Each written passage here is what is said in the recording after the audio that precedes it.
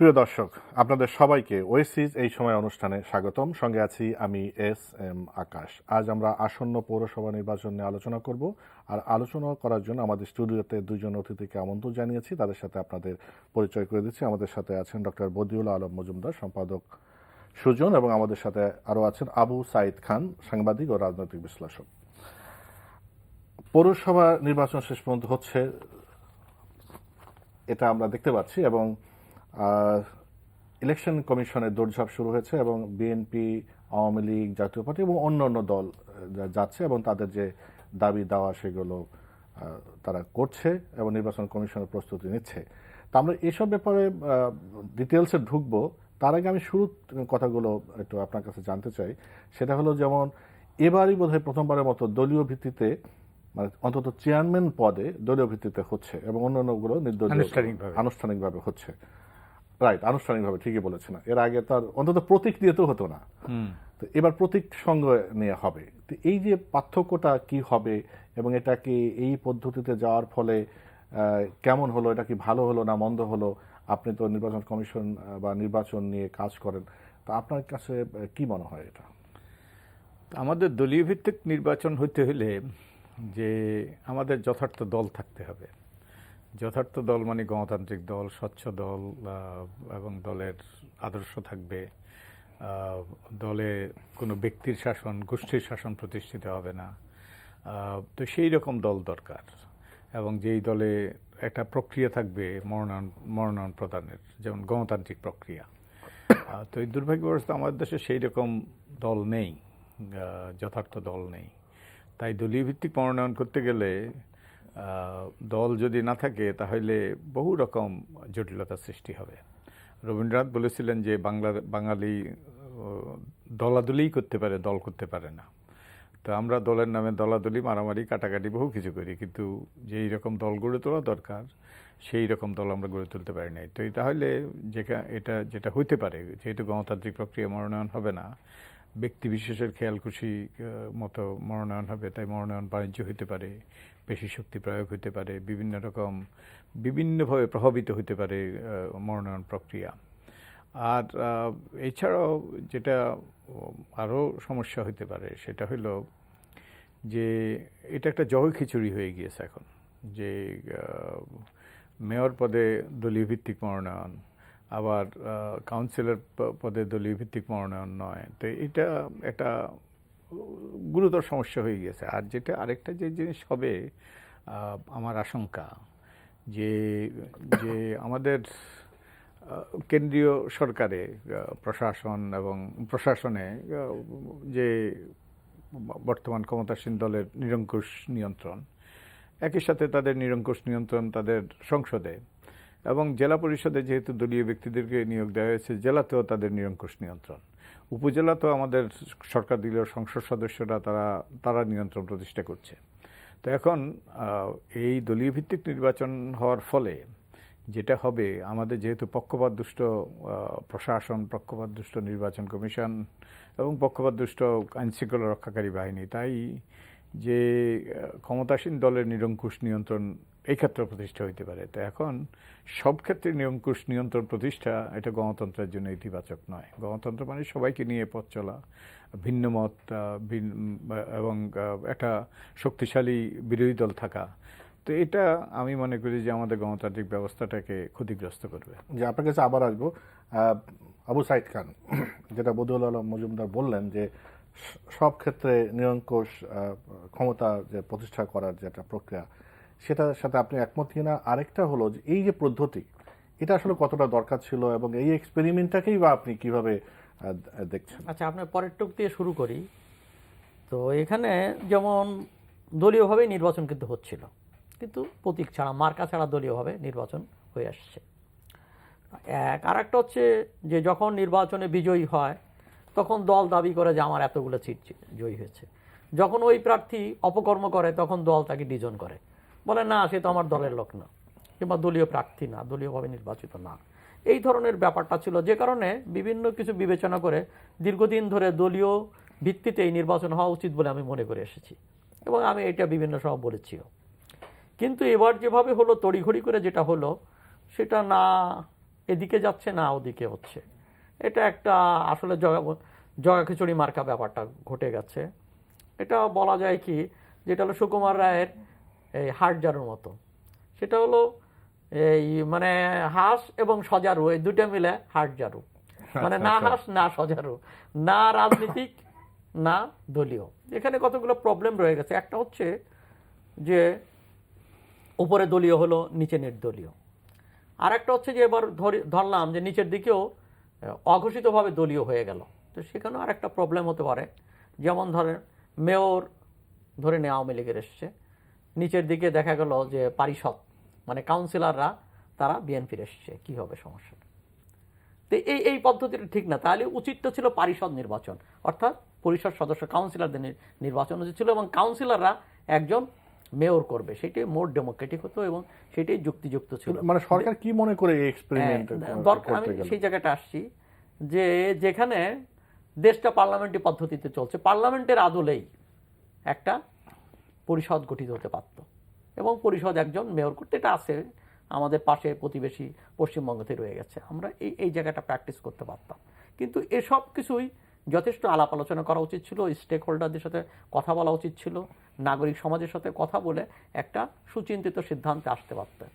কিন্তু সরকার তড়িঘড়ি করে, এমনকি আমার ধারণা মানে কি আমি নিশ্চিতভাবেই বলতে পারি যে এটা দলের আওয়ামী লীগের ভিতরে আলোচনা হয়নি, এটা আমলা কিংবা সরকারের দু একজন মন্ত্রীরা মিলে এটা করে ফেলেছেন, দ্রুত করে ফেলেছেন। এবং নির্বাচন কমিশনও এর জন্য তেমন একটা প্রস্তুত ছিল না। এবং নির্বাচন কমিশনের একটা দায়, নির্বাচন কমিশন তো ইন্ডিপেন্ডেন্ট বডি, তারও তো একটা দায় আছে স্টেক হোল্ডারদের সাথে কথা বলা ইত্যাদি, কিন্তু কিছুই হয়নি। ইন্ডিপেন্ডেন্ট বডি বলছেন, সেটা তো আসলে আইনগতভাবে আমরা ইন্ডিপেন্ডেন্ট কোনো কাজ করতে দেখি কি? আমরা তো তাকে সেইভাবেই দেখতে চাই, মানে আমাদের আকাঙ্ক্ষার জায়গা তো তাই, আইনগতভাবে যেটা। কিন্তু বাস্তবে তো সেটা কখনো কখনো দেখা গেছে যে সরকারের মুখপাত্রে পরিণত হয়েছে, সরকারের হয়েই কথা বলছে, সরকারের স্বার্থ রক্ষা করছে, তো কখনো কখনো এটা আমরা দেখছি। তো সেই জায়গা থেকে এটা করা উচিত ছিল। এখন আপনার যে দ্বিতীয় প্রশ্ন যে এটা কেন সরকার করলেন, সরকার দ্রুত তার সমস্ত রকম ক্ষমতা মানে ভিত্তিগুলোকে তৈরি করা, যে নিচের দিকেও এই কাজটা করা, তো এই কাজটা করার মধ্য দিয়ে হয়তো বা আগামীতে তো তাকে একটা নির্বাচন ইত্যাদি মোকাবেলা করতে পারে, সেটার জন্য প্রস্তুতি হিসাবে গ্রাউন্ড ওয়ার্ক করা হতে পারে। কিন্তু এটা করতে গিয়ে আবার রাজনীতিগতভাবে করার ক্ষেত্রে যেমন প্রতিষ্ঠানের দিকে কিন্তু তাকানো হয়নি, তাকানো হয়েছে যেমন এই মুহূর্তে এত তড়িঘড়ি করে আওয়ামী লীগ নিচের দিকে তাকে মানে কাউন্সিলর প্রার্থী সব জায়গায় দিতে পারবে, মানে দলীয়ভাবে মনোনয়ন দিতে পারবে না। দলীয়ভাবে মনোনয়নের চেষ্টা আছে, কিন্তু এটা ঘোষণা করলো না, কেন? সব জায়গা পারে নাই, এবারও পারবে না। তাহলে কি হচ্ছে, নিজের দলের বিশৃঙ্খলার কথা চিন্তা করে কিংবা বিদ্রোহের কথা চিন্তা করেই এখানে এই কাজটা করে নাই, কিন্তু এখানে প্রতিষ্ঠানের দিকে লক্ষ্য করে নাই। প্রতিষ্ঠানে দ্বৈত শাসনের চলে আসলো। দ্বৈত শাসন তো আমরা ব্রিটিশ আমলে দেখেছি, বিভিন্ন সময় দ্বৈত শাসন দেখেছি, এখনও দ্বৈত শাসন দেখছি, উপজেলাতে বিভিন্ন জায়গায় দেখছি। তো দ্বৈত শাসনটা আসলে মোটেই ভালো না, এবং এইটা ভিতর দিয়ে এই যে জটিলতা, আমার মনে হয় জটিলতা আর একটু জটিল করে তুলেছে, পরিস্থিতিকে জটিল করে তুলেছে। এবং এখানে কাজের ক্ষেত্রে এখানে খানিকটা বাধাগ্রস্ত হবে, এবং এই বাধাগ্রস্ত হওয়া মানে আমলার নিয়ন্ত্রণ বাড়বে। যে এই যে যেটা বললেন আবু সাইদ খান, আমলা নিয়ন্ত্রণ বাড়বে, সেটা একটা দিক। আরেকটা দিকে যে কাজের ক্ষেত্রে যদি আমরা এখন যে বাস্তবতা যেটা দেখি, যেমন পৌরসভা, সিটি কর্পোরেশন নির্বাচনের ক্ষেত্রে যেটা দেখেছি, যেসব জায়গায় বিএনপি বা বিরোধী দলের কেন্দ্রে জিতেছে তাদেরকে তো বরখাস্ত করা হয়েছে, তাদের মামলা আছে এই কথা বলে বা মামলা দিয়ে বা যেভাবেই হোক বরখাস্ত হচ্ছে। বরখাস্ত হওয়ার পরে তো একজনকে দায়িত্ব দেওয়া হচ্ছে, এক্ষেত্রেও তো এরকম হতে পারে। তো দায়িত্ব ভারপ্রাপ্ত যিনি হবেন তিনি তো নির্বাচিত হবেন না, তো এটা কি সমস্যা হবে না? এটা তো সমস্যা অবশ্যই হবে। আর এখানে যেটা বড় সমস্যা হবে, এখন তো আগে যে নির্বাচন হয়েছে দলীয় সমর্থন প্রাপ্ত, এবং দলীয় এই যে নিয়ে সিম্বল নিয়ে, দলীয় প্রতীক নিয়ে নির্বাচিত হয়নি, তাই সেইভাবে চিহ্নিত না। এখন তো চিহ্নিত, এখন অতি সহজেই তাদের বিরুদ্ধে ব্যবস্থা নেওয়া যাবে দলীয় বিবেচনায়। এটাই হলো দলতন্ত্র। দল গুরুত্বপূর্ণ, কিন্তু দলবাজি, দলতন্ত্র, দলই সব কিছু, এটা সেই মানসিকতারই প্রতিফলন, এবং এটা গণতন্ত্রের জন্য ক্ষতিকর। আরেকটা যেটা জিনিস হবে, এখন দলীয় ভিত্তিতে মনোনয়ন হওয়ার ফলে যে দল যেমন মেয়র পদপ্রার্থীদেরকে যে দলেরই হোক, যদি সরকারি দলের হয়, তাহলে সরকারি দলের লোকজন বলবে নির্বাচনের পর আমরাই তোমাকে নির্বাচিত করেছি, অতএব যা কিছু প্রাপ্য, যা কিছু সেবা, সব কিছু আমাদের প্রাপ্য, অন্যরা তো তোমাকে নির্বাচিত করে নাই। তো এটা এই যে দলবাজির আখড়ায় পরিণত হতে পারে, এবং আমরা এমনিই দলবাজি যে তৃণমূল পর্যায় পর্যন্ত, একবারে গ্রাম পর্যায়ে পর্যন্ত পৌঁছেছে, এবং এটা আরও এই যে দলের নামে মারামারি কাটাকাটি, এটা আরও ব্যাপক আকার ধারণ করতে পারে, প্রকট আকার ধারণ করতে পারে, যেটা আমরা পশ্চিমবঙ্গে দেখছি সচরাচর। পশ্চিমবঙ্গ সেই রকম দল গড়ে উঠে নাই দুর্ভাগ্যবশত, সেখানেও ব্যক্তিতন্ত্র, সেখানেও কতগুলো কাল্ট সিস্টেম, এর ফলে সেখানে অনেক জটিলতা হচ্ছে। আর সাইদ ভাই যেটা বলেছেন যে যে এই সিদ্ধান্তটা কিভাবে নেওয়া হয়েছে আমরা জানি না, তবে এই সিদ্ধান্ত যে ব্যাপক অজনপ্রিয়, এমনকি সরকারি দলের মধ্যে নির্বাচিত প্রতিনিধিদের মধ্যে ব্যাপকভাবে এটা সমালোচিত, যদিও অনেকেই এটা প্রকাশ্যভাবে বলে নাই। আমি অনেকগুলো জায়গায় আলাপ আলোচনা করেছি, এবং সেই সরকারি দলের লোকরাই এর বিরোধিতা করেছে।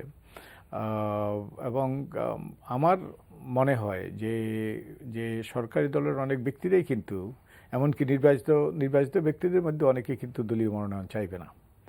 অ্যান্ড কারণ এই দলীয় মনোনয়নের ফলে এখন যদি সুষ্ঠু নির্বাচন হয়, অনেকে মনে করে যে দলীয় মনোনয়ন পেলে তারা অসুবিধায় পড়বে, তাই এটা অজনপ্রিয়। আর আরেকটা হলো যেটা যুক্তি দেওয়া হয় যে এর পক্ষে যে দলীয় মনোনয়ন হলে দলীয় শৃঙ্খলা প্রতিষ্ঠা করা হবে, কিন্তু ওই যে তারা অন্যায় করলে তাদের বিরুদ্ধে ব্যবস্থা নেওয়া হবে। কিন্তু আমাদের দলীয় প্রতীক নিয়ে নির্বাচিত অনেক প্রতিনিধি আছে, তারা অনেক রকম অপকর্মের সাথে যুক্ত, তো তাদের বিরুদ্ধে কি ব্যবস্থা নেওয়া হয়? দুই একটা ক্ষেত্রে ব্যবস্থা নিয়েছে, যেখানে ওই যে ধর্মের মতো বিষয় নিয়ে আলোচনা কটাক্ষ করেছে, কিংবা ওই যে রাজনৈতিক দলের প্রধান কিংবা তার ঘনিষ্ঠজন সম্পর্কে মন্তব্য করেছে এই জন্য। কিন্তু দলীয় শৃঙ্খলা বলতে তো কিছু নাই, অ্যান্ড দুর্ভাগ্যবশত যেটা বলছেন আরো জটিলতা বাড়বে, আরো জটিলতা। আমার আশঙ্কা যে আপনার কাছে আরেকটা যেটা বলি, যে আলোচনায় যেটা আসলো সেটা দেখা যাচ্ছে যে আরো একজন স্টেক হোল্ডার বাড়লো আইন, মানে দলীয় ভিত্তিতে নির্বাচনের ফলে। আমরা এমপি আছে, তার ক্ষমতার একটা বিষয় আছে, উপজেলা চেয়ারম্যান আছে, আবার জেলা পরিষদ আছে। এই যে এখন যেটা এমপিদেররা তো অনেকে চাচ্ছে না, যেমন উনিও বলেছেন, আমরা প্রথম দেখলাম যে এমপিরা এখন আবার নির্বাচন প্রচারণার সুযোগ চাচ্ছে, এই জন্য সুযোগ চাচ্ছে যে অন্তত বলতে পারো যে প্রচারণা করে তোমাকে আমি জিতে দিয়েছি। মানে একটা ক্ষমতার দ্বন্দ্ব দেখা দিতে পারে কিনা। সেটা তো লোকাল গভর্নমেন্ট থেকে সেন্ট্রাল গভর্নমেন্ট, মানে কেন্দ্রীয় প্রশাসনের একটা আলাদা, এটাকে স্বাধীনভাবে চলতে দেওয়া উচিত, কিন্তু কখনো স্বাধীনভাবে এটাকে চলতে দেওয়া হয়নি। উপর থেকে সবসময় কলকাঠি নাড়া হয়েছে। এমনকি কলকাঠি যখন তারা প্রয়োজন মনে করলে যে কোনো লোকাল গভর্নমেন্টকে তারা ভেঙে দিয়েছে, লোকাল গভর্নমেন্টের মেয়রকে ইত্যাদি তাকে বরখাস্ত করা হয়েছে। এই ধরনের আইনগত ব্যাপারটা রয়ে গেছে। এখানে স্বাধীন বডি হিসাবে, স্বাধীন স্বশাসিত সংস্থা হিসাবে কখনো কাজ করতে পারে না। এমনকি এত বেশি কেন্দ্র মুখাপেক্ষী, যেমন আপনি দেখবেন যে চেয়ারম্যানরা, ইউনিয়ন কাউন্সিলের চেয়ারম্যানরা, উপজেলার চেয়ারম্যানরা, তারা ঢাকাতে তদবির করতে হয় তাদের প্রজেক্ট চালানোর জন্য। কোনো নিয়ম কানুন নাই, প্রজেক্টটা কিন্তু আপনি যায় না, এবং এই প্রজেক্টের জন্য তাদেরকে একটা টাকা ব্যয় করতে হয়, মানে দুর্নীতির জায়গাটা তৈরি করে দেওয়া হয়। এবং তারা একটা টাকা ছাড় করে প্রজেক্টটা নিয়ে গেল, তখন তারা তো এই টাকাটা তো তাদের পকেটে তুলতে হবে, এবং তার সঙ্গে আরও কিছু তুলতে হবে, অর্থাৎ একটা সুদসহ তুলতে হবে। হ্যাঁ, সুদসহ তুলতে হবে। তো এইভাবে শেষ পর্যন্ত দেখা যায় যে অনেক প্রজেক্টের সিংহভাগ কাজই হয় না। যেমন আমরা যদি মনে করি যে একটা প্রজেক্টের 80% কাজ হয়েছে, এটা ওকে, কিন্তু দেখা গেছে যে 20% কাজ হয় 80। এমন কিছু প্রজেক্ট আছে যেগুলো কাগজে কলমে হয়, এমন ঘটনা আছে যে অমুক রাস্তার জন্য এত মাটি কাটা হয়েছে, সেটা কিন্তু কাগজে কলমে হয়। এগুলো পত্রপত্রিকায় হরহামেশাই নিউজ হচ্ছে। তো এই ব্যাপারগুলো তো কেন্দ্র মুখাপেক্ষী। তাহলে আমাদের ব্যাপারটা হলো কি, আমলাতন্ত্রের অধীনে এখানে স্থানীয় সরকার চর্চাটা হচ্ছে। এখানে আমলাতন্ত্রের প্রভাব মুক্ত হওয়া দরকার, এবং সেই পদ্ধতিটাও দরকার যে হ্যাঁ, তাহলে স্থানীয় সরকার যদি অপকর্ম করে, এখানে যদি তারা অপকর্ম করে, এগুলো দেখবে কে? আমলারা দেখবে?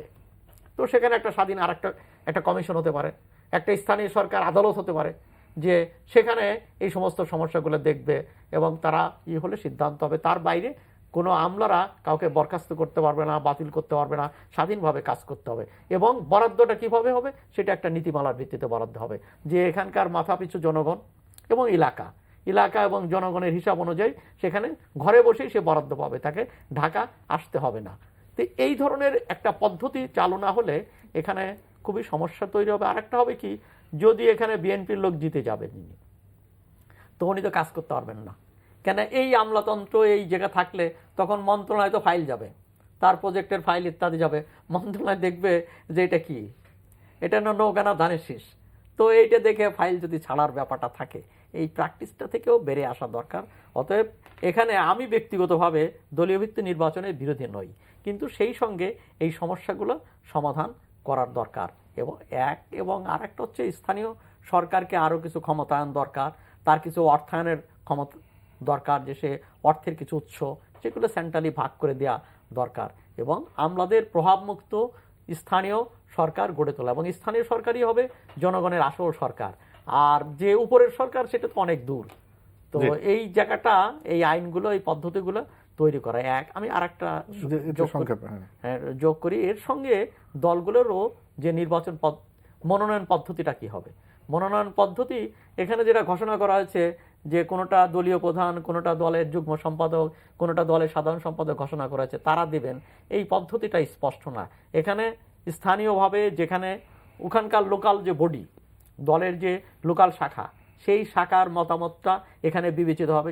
ডক্টর বদরুল আলম মজুমদার, আপনাকে যেটা জানতে চাই সেটা আপনি শুরুর দিকে কিছুটা বলছিলেন, যে এই যে নির্বাচন মনোনয়ন প্রত্যয়ন করা যে পদ্ধতিটা নির্বাচন কমিশন জানতে চেয়েছে, শেষ পর্যন্ত আমরা দেখলাম যে বড় দুটো দল না হলেও অন্তত আওয়ামী লীগ, যেটা ক্ষমতাসীন দল, সেটা দলীয় প্রধান হাতে রেখেছেন, জাতীয় পার্টি তার দলীয় প্রধান হাতে রেখেছেন, এবং বিএনপি অন্য একজন কেন্দ্রীয় নেতার হাতে দিয়েছেন।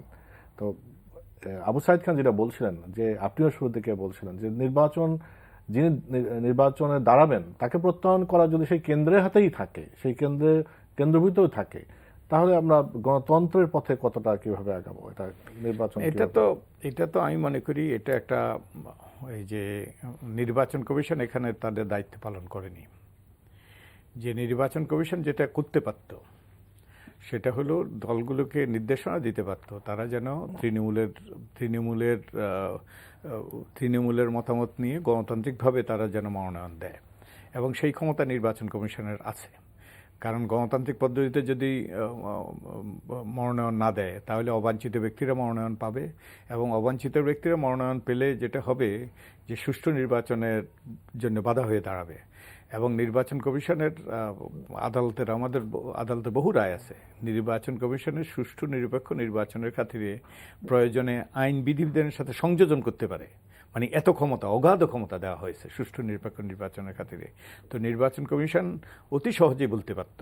এখন যেটা হবে, এখন ব্যক্তি বিশেষের খোয়ালখুশি মতো মনোনয়ন হবে, যেটা নির্বাচন কমিশন সুস্পষ্ট নির্দেশনা দিতে পারত দলগুলো যেন গণতান্ত্রিক পদ্ধতিতে তারা মনোনয়ন দেয়। সেই দায়িত্বটা তারা, সেই গুরু দায়িত্ব তাদের উপর, সেই দায়িত্বটা তারা পালন করেনি। তো আমি মনে করি যে এটা, এই যে এর মাধ্যমে কি হবে, এর মাধ্যমে যে ভালো লোকরা, সঠিক লোকরা এখানে মনোনয়ন পাবে না অধিকাংশ ক্ষেত্রে, এবং অধিকাংশ ক্ষেত্রে এখানে যেটা হবে, মনোনয়ন বাণিজ্য বিভিন্ন রকমের প্রভাব প্রতিপত্তি খাটিয়ে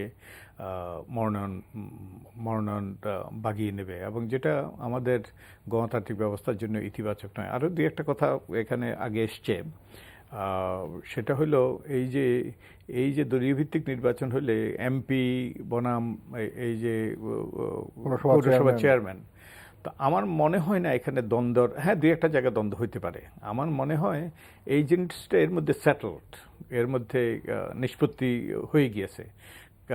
সরকার সিদ্ধান্ত নিয়েছে, ক্ষমতাসীন দল সিদ্ধান্ত নিয়েছে আমাদের এমপিরাই হবে যে সব কিছুর নিয়ন্ত্রক। এবং তাদের একমাত্র প্রতিদ্বন্দ্বী হতে পারত উপজেলা চেয়ারম্যানরা এবং জেলা পরিষদের চেয়ারম্যানরা। জেলা পরিষদের নির্বাচন তো তারা ওই যে বন্ধ করে দিয়েছে, এবং উপজেলাও তারা সংবিধান লঙ্ঘন করে, আদালতের নির্দেশ লঙ্ঘন করে, আদালতে একটা রায় আছে সংসদ সদস্যদের খারুলকের রায়, সংসদ সদস্যদের স্থানীয় উন্নয়নে জড়িত হওয়াটার অসাংবিধানিক। তো এইসব সব কিছু করে তারা নিয়ন্ত্রণ প্রতিষ্ঠা করে ফেলেছে। আর আমার মনে হয় না এই পৌর চেয়ারম্যানরা তারা এমপি সাহেবদের সমকক্ষ, সমতুল্য। তাই ওই যে এমপিরাই ছড়ি ঘুরাবে, তারাই তাদের নিয়ন্ত্রণেই প্রতিষ্ঠিত হবে। আরেকটা যে জিনিস, যেটা আরেকটা জটিলতার সৃষ্টি হবে, জটিলতা নয়, এটা একটা বাস্তবতা, যে এখন অনেক মামলা হামলার কারণে, অনেক এই যে গ্রেপ্তারের কারণে অনেক বিএনপির অনেক নেতাকর্মী কিন্তু জেলে আছে, এবং অনেকে পলাতক আছে গ্রেপ্তারের ভয়ে। তারা অনেকেই কিন্তু মনোনয়নপত্র জমা দিতে পারবে না। এমনকি দলীয় ক্যাডাররাও হুমকি টুমকি দিয়ে তাদেরকে বিরত করতে পারবে। আর যারা মনোনয়নপত্র জমা দেবে, তারপরে এই যে আমাদের পক্ষপাতদুষ্ট আইনশৃঙ্খলা রক্ষাকারী বাহিনী, এদের মামলা হামলার কারণে তারা অনেক ক্ষেত্রে প্রচার প্রচারণাও চালাতে পারবে না। তো এটা একটা অসম অবস্থা সৃষ্টি হবে। তো এটা এই যে কয়েক সপ্তাহ আগে আমি ফজলে হোসেন বাদশাহ, আমাদের মাননীয় সংসদ সদস্য, ওনার সাথে একটা টক শোতে ছিলাম। উনি বলছিলেন যে উনি বিএনপির আমলে যখন সিটি কর্পোরেশন নির্বাচন হয়েছিল, তিনি তখন সেই ইয়েতে এই রাজশাহীর মেয়র পদপ্রার্থী ছিলেন, এবং তাকে ঢুকতে দেওয়া হয়নি, নির্বাচনে ঢুকতে দেওয়া হয়নি। তো এখন তো জল আরও অনেক গড়িয়েছে, এবং আরও সমস্যা আরও প্রকট ব্যাপক হয়েছে। তো আমাদের আমরা দেখব কি অবস্থা হয়, কিন্তু কি খারাপ অবস্থা হয়। তবে যেই পদ্ধতিতে চলছে, যেইভাবে চলছে, সেটা কিন্তু ইতিবাচক না। আরেকটা বিষয় এসছে যে কর্মকর্তাদের নিয়ন্ত্রণ স্থানীয় সরকার প্রতিনিধির উপর, এটাও কিন্তু সংবিধানের পরিপন্থী। সংবিধানের 59 অনুচ্ছেদে যেটা বলা আছে পরিষ্কারভাবে, যে আইন অনুযায়ী যেসব নির্বাচিত প্রতিনিধি হবে তারাই কিন্তু স্থানীয় শাসনের ভার পরিচালনা করবে। এবং ওখানে আরও বলা আছে, প্রশাসন ও সরকারি কর্মকর্তাদের কার্য তারা দেখভাল করবেন। তো তার মানে গণতন্ত্র মানে সর্বস্তরে নির্বাচিত প্রতিনিধিদের সাথে, সেই কেন্দ্রে যেমন প্রধানমন্ত্রী, মন্ত্রিপরিষদ, তার নিচে সব আমলারা, ঠিক তেমনিভাবে সকল কর্মকর্তারাও জেলা পরিষদে, উপজেলা পরিষদে, ইউনিয়ন পরিষদে সব পর্যায়ে কিন্তু নির্বাচিত প্রতিনিধিদের অধীনে থাকার কথা। ওটাই সাংবিধানিক নির্দেশনা। কিন্তু দুর্ভাগ্যবশত আমরা উপরের ক্ষেত্রে মানি, আমরা কেন্দ্রের ক্ষেত্রে মানি, কিন্তু অন্য ক্ষেত্রে আমরা মানি না, যেটা একটা ওই যে একটা চরম জটিলতার সৃষ্টি করেছে, যেটা আমাদের অগ্রগতিকে ব্যাহত করছে।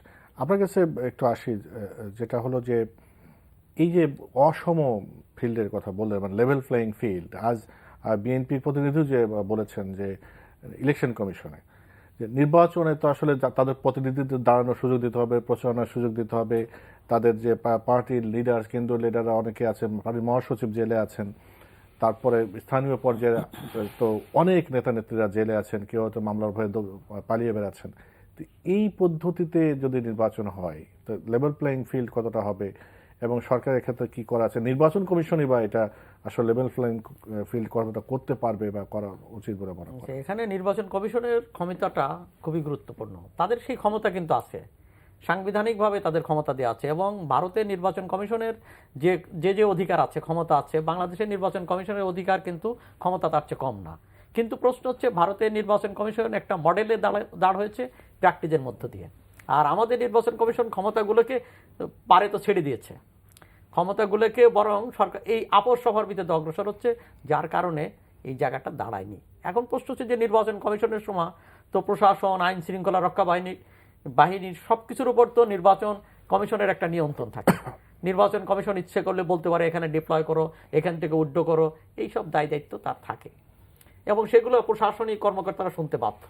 কিন্তু নির্বাচন কমিশন তো সেইটা বাস্তবে প্র্যাকটিস করছে না। নির্বাচন কমিশন কিন্তু ইচ্ছে করলে বলতে পারে যে আমার এই প্রার্থীরা যেন পুলিশের হয়রানি না হয়, যারা যারা নির্বাচন করছে তাদেরকে যাতে হয়রানি না হয়, তাদের সুরক্ষা দেওয়া, তাদের নিরাপত্তা দেওয়া কিন্তু নির্বাচন কমিশনের দায়িত্ব। সেই দায়িত্ব নির্বাচন কমিশন তো সেখানে এসে ঘোষণাও দিতে পারে। এখানে তো বদিউল আলম ভাই আরও ভালো বলতে পারবেন যে তার পারমিশন ছাড়া তার লোকজনও গ্রেপ্তার করতে না পারে। তার বিরুদ্ধে যদি কোনো কেস থাকে তাহলে নির্বাচন স্পেসিফিক কমিশন কেস আলাদা ব্যাপার, স্পেসিফিক কেসের বাইরেও তো হয়রানিটা তো স্পেসিফিক কেস যার রয়ে গেছে কিন্তু নতুন করে কেস দিতে পারবে না। একটা কেস একজনের আছে সেটা আলাদা ব্যাপার, তার ব্যাপারটা কিন্তু নতুন করে হতে পারবে না। আর একটা হচ্ছে যে এমন ক্ষমতা আমরা নির্বাচনে আমরা এর আগেও দেখেছি যে ইউনিয়ন পরিষদের নির্বাচনে দেখেছি যে মেম্বার প্রার্থী ছাড়া পেয়েছেন। কিভাবে ছাড়া পেয়েছেন তার আগে মামলা আছে যে উনি ইলেকশন করছেন, এই জন্য আদালত তার প্রতি, মানে আদালতের তো একটা বডি, তারও তো একটা বিবেচনা আছে যে নির্বাচনের স্বার্থে তাকে মুক্তি দেওয়া হয়েছে, তাকে জামিন দেওয়া হয়েছে। তো সেই ব্যাপারটাও হতে পারে যে জামিনের ব্যাপারটাও বিবেচনা আসতে পারে এবং তাদের বিরুদ্ধে নতুন করে মামলা দেওয়া যাবে না, তো তাদেরকে অন্যভাবে হয়রানি করা যাবে না, এই ব্যাপারটাগুলো ইনশিওর করা এক। আর এর বাইরেও আরও কতগুলো জিনিস আছে যেগুলো কেউ অ্যাড্রেস করার আমাদের সময় আমরা পাচ্ছি না। যেমন এখানে টাকার খেলাটা, এবং টাকার খেলা হওয়ার কারণে দেখা যাচ্ছে যে ভালো প্রার্থী, যোগ্য প্রার্থী টাকা না থাকার কারণে সে টাকার খেলা খেলতে পারছে না, টাকার খেলার কাছে হেরে যাচ্ছে। এখানে আঞ্চলিকতা, সাম্প্রদায়িকতা, ধর্মের নামে ভোট চাওয়া হয়, আঞ্চলিকতার দোহাই দিয়ে পেড়ে ভোট চাওয়া হয়, এই ব্যাপারগুলো থাকে। এখানে রাজনীতিতে, এখানে নির্বাচনে ধর্মের ব্যবহার করা হয় এবং বিভিন্ন কিছু হচ্ছে। এই কাজগুলোকেও নিয়ন্ত্রণ করা দরকার আমরা, যাতে জনরায় প্রতিফলিত হয়, জনগণের আকাঙ্ক্ষা যেন অন্যভাবে কোনোভাবে প্রভাবিত না হয়, সে বিষয়গুলো নিয়ে কিন্তু কোনো আলোচনা নাই। এবং এই বিষয়গুলো নিয়ে মানে বিএনপি, আওয়ামী লীগ ওদের ভিতরে ঐক্যমত্য রয়েছে যে ঠিক আছে, টাকার খেলা, টাকা তো আমারও আছে ওরও আছে, অতএব টাকার বস্তা আমরা উভয় খুলে দিতে পারি। তো এই জায়গাগুলো থেকে মুক্ত হওয়া। এবং এই কারণে দেখা যাচ্ছে, আমি একটা ওই নারীদের নির্বাচনে অংশগ্রহণ নিয়ে একটা জায়গায় আলোচনা ছিলাম, তো সেখানে নারীদের ব্যাপারটা হচ্ছে যে টাকার মালিক তো পুরুষেরা, তো নারী প্রার্থীরা তো ওইভাবে টাকা ব্যয় করতে পারে না, যার কারণে নির্বাচনে তারা অনেক সময় পুরুষ প্রার্থীদের সাথে পেরে ওঠে না, টাকার খেলায় তারা হেরে যায়। তো আমার বক্তব্য হচ্ছে এই টাকার খেলা মুক্ত, মানে সরকারের প্রভাব মুক্ত, টাকার খেলা মুক্ত, সাম্প্রদায়িকতা, আঞ্চলিকতা মুক্ত একটা নির্বাচনী বিধিবিধান, এটাকে ইনশিওর করার দায়িত্ব হচ্ছে নির্বাচন কমিশনের। আর সরকারের দায়িত্ব হচ্ছে যে তাকে প্রভাবিত হস্তক্ষেপ না করা। বিরোধী দল জনগণের দায়িত্ব হচ্ছে সচেতনভাবে সহযোগিতা করা এবং অতন্দ্র প্রহরীর মতো পাহারায় থাকা। যে আপনি আমাদের আবু সাইদ খান যেটা বলেছেন, সুন্দর কথা বলেছেন যে প্রভাব মুক্ত, পেশি শক্তি মুক্ত, কালো টাকা মুক্ত, এটা সুন্দর। এটা আপনি কি মনে করেন, এটা কি বাংলাদেশে আমরা মানে আমরা যেটা দেখেছি এইটাকে সেটা দেখবো বা অদূর ভবিষ্যতে এটাকে আমরা দেখতে পারবো কিনা?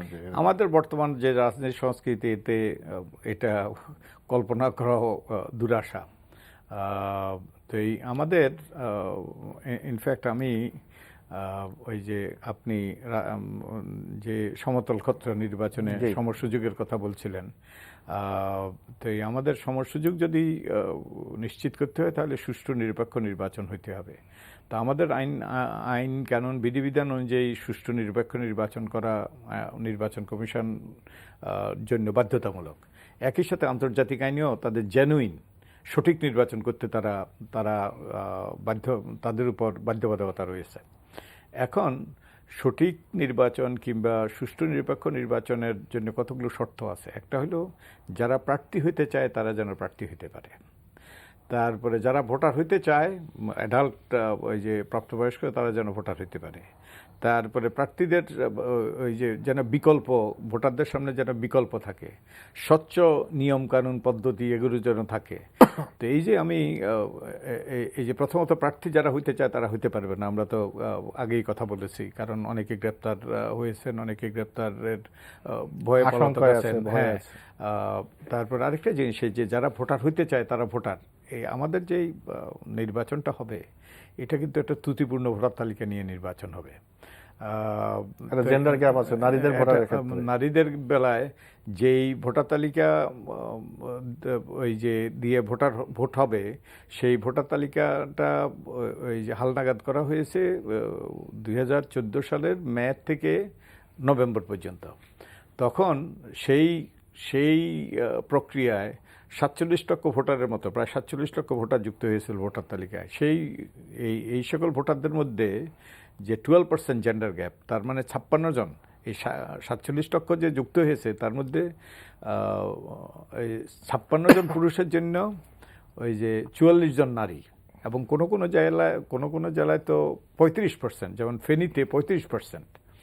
Gender gap. তার মানে পুরুষের যত ভোটার নতুন যুক্ত হয়েছে গত হালনাগাদে, তার মধ্যে 68 জন পুরুষের জন্য 33 জন নারী। তার মানে ভোটার যেটা হচ্ছে আপনি বলছেন এক্ষেত্রে তো এই অবস্থা, অসম ফিল, তারপর ভোটার তালিকা ভোটার তালিকা আমরা একদম শেষ পর্যায়ে আপনার কাছে আসবো। আপনার আবু সাইদ খানের কাছ থেকে একটা মন্তব্য নিয়ে আসি, 1 মিনিট করে বলবেন। সেটা হলো যে বিএনপি শেষ পর্যন্ত নির্বাচনে, এরা আগেও স্থানীয় সরকার নির্বাচন বিএনপি করেছে, এবার কিন্তু একটু ব্যতিক্রম। ধরো আগেগুলো তো প্রতীক ছিল না, এবার তো প্রতীক নিয়ে অন্তত হচ্ছে।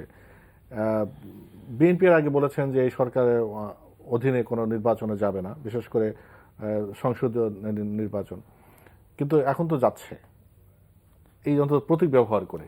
এই বিএনপির আশাকে এই নির্বাচনে অংশগ্রহণ করাকে, ইভেন যে সিচুয়েশন যেটা বলা হচ্ছে যে অসম ফিল আছে, এরপরেও যে বিএনপি নির্বাচনে অংশগ্রহণ করাটাকে কিভাবে দেখছেন? আমি এটাকে স্বাগত জানাই, এই জন্য যে বিএনপি গণতন্ত্রের জন্য সংগ্রাম করবে, সংগ্রাম করার তার গণতান্ত্রিক অধিকার আছে, কিন্তু নির্বাচনও গণতন্ত্রের একটা মাধ্যম। এই মাধ্যম থেকে বিরত থাকার কোনো মানে নেই, এবং এই নির্বাচনের একই সঙ্গে নির্বাচন এবং সংগ্রাম দুই তার করা উচিত, এবং নির্বাচন থেকে দূরে সরে যাওয়ার মধ্য দিয়ে তে দল তার নিজস্ব স্বাভাবিক এটা হারিয়ে ফেলেছে, তার স্বাভাবিক সাংগঠনিক ক্ষমতা অনেকটা দুর্বল হয়ে পড়েছে, এবং সহজেই দলের বিরুদ্ধে সন্ত্রাসের অভিযোগ ইত্যাদি চলে এসেছে। তো এই জায়গা থেকে ফিরে আসতে হলে তাকে জনগণের ধারা এবং জনসম্পৃক্তির জন্য এই নির্বাচনটা তার জন্য খুবই গুরুত্বপূর্ণ। অনেক ধন্যবাদ, আপনি স্বাগত জানিয়েছেন। আপনি এই যে বিএনপির এই নির্বাচন অংশগ্রহণ করাকে আপনি এটা কিভাবে দেখছেন? নিঃসন্দেহে এটা ইতিবাচক। আমাদের জাতীয় নির্বাচনে জাতীয় নির্বাচন নিয়ে একটা চরম বিতর্ক আছে, কারণ শান্তিপূর্ণভাবে ক্ষমতা বদল হয়নি এবং সরকার জনগণের সম্মতি নিয়ে আসে নাই, এবং এর মাধ্যমে অনেক জটিলতার সৃষ্টি হয়েছে, সহিংসতার থেকে শুরু করে আরও অনেক জটিলতার সৃষ্টি হয়েছে, এবং আমাদের দেশে এখন একটা অস্থির রাজনৈতিক পরিস্থিতি বিরাজ করছে, এবং অনেক রকম হুমকি, সন্ত্রাস ইত্যাদির হুমকির মুখে আমরা আছি। এই অবস্থায় আমাদের একটা অংশগ্রহণমূলক নির্বাচন হওয়াটা অত্যন্ত গুরুত্বপূর্ণ, যে আমি মনে করি এটা ইতিবাচক। যে আমরা এই ইতিবাচক নোট নিয়ে শেষ করতে চাই। অংশগ্রহণমূলক এবং সুষ্ঠু নিরপেক্ষ নির্বাচন, অংশগ্রহণমূলক সুষ্ঠু নিরপেক্ষ নির্বাচন হবে সেই প্রত্যাশা করছি। আমার মনে হয় জনগণ সবাই সেই প্রত্যাশা করে, সেই প্রত্যাশা রেখে আজ এখানে শেষ করছি। প্রিয় দর্শক, আপনারা এই অনুষ্ঠান ইচ্ছে করলে আমাদের অনলাইনেও দেখতে পারবেন, সেজন্য ভিজিট করুন www.ntbbd.com এই ঠিকানায়। আপনারা সবাই ভালো থাকবেন।